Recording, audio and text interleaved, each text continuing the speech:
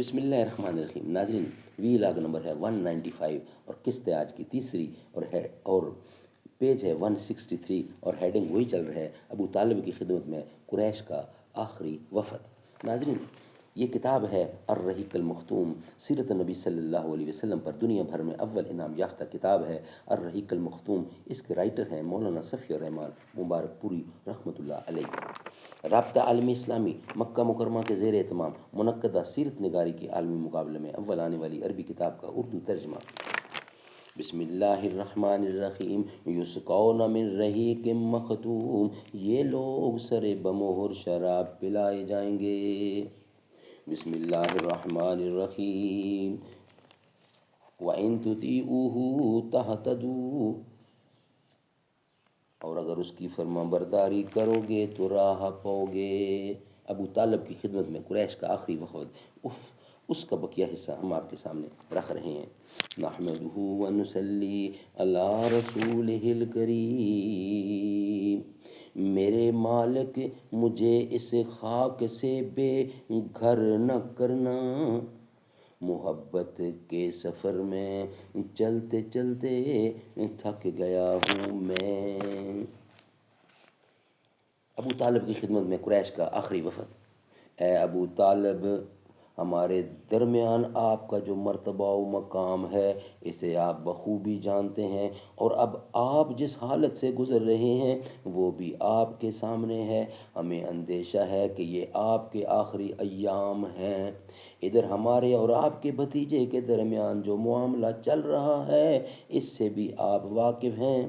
ہم چاہتے ہیں کہ آپ انہیں بلائیں اور ان کے بارے میں ہم سے بھی کچھ عہد و پیمان لیں، اور ہمارے بارے میں ان سے عہد و پیمان لیں، یعنی وہ ہم سے 10 تخشش رہیں اور ہم ان سے 10 تخشش رہیں. وہ ہم کو ہمارے دین پر چھوڑ دیں اور ہم ان کو ان کے دین پر چھوڑ دیں.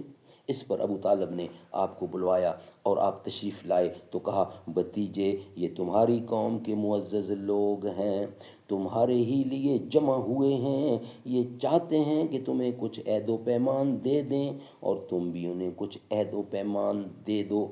اس کے بعد ابو طالب نے ان کی یہ پیشکش ذکر کی کہ کوئی بھی فریق دوسرے سے تعرض نہ کرے.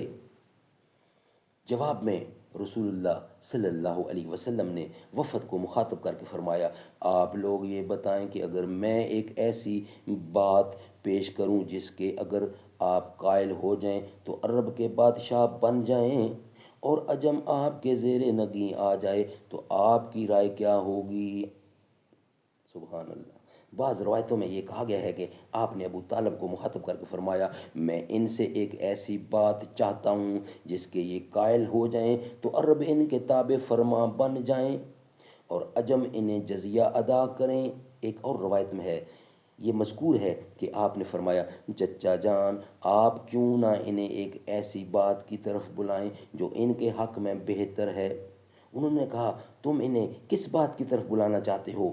آپ نے فرمایا، میں ایک ایسی بات کی طرف بلانا چاہتا ہوں جس کے یہ قائل ہو جائیں تو عرب ان کا تابع فرمان بن جائے اور عجم پر ان کی بادشاہت قائم ہو جائے.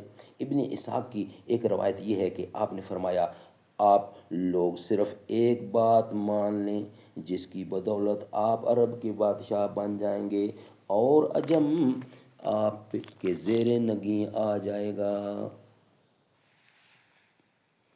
بہرحال جب یہ بات آپ نے کہی تو وہ لوگ کس قدر توقف میں پڑ گئے اور سٹپٹا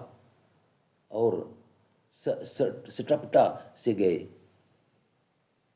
وہ حیران تھے کہ صرف ایک بات جو اس قدر مفید ہے اسے مسترد کیسے کر دیں.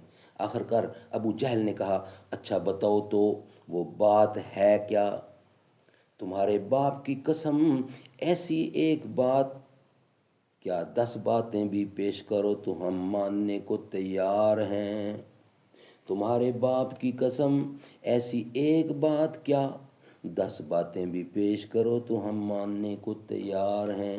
آپ نے فرمایا آپ لوگ لا الہ الا اللہ کہیں اور اللہ کے سوا جو کچھ پوجتے ہیں اسے چھوڑ دیں۔ اس پر انہوں نے ہاتھ پیٹ پیٹ کر اور تالیاں بجا بجا کر کہا محمد تم یہ چاہتے ہو کہ سارے خداؤں کی جگہ بس ایک ہی خدا بنا ڈالو، واقعی تمہارا معاملہ بڑا عجیب ہے۔ ناظرین یہ ویلا کا کچھ حصہ ہے، وہ انشاءاللہ نیکسٹ قسط میں ہم آپ کے سامنے رکھیں گے۔ یہ معاملہ تھوڑا سا باقی ہے، وہ ہم آپ کے سامنے پیش کریں گے نیکسٹ ویلاگ میں۔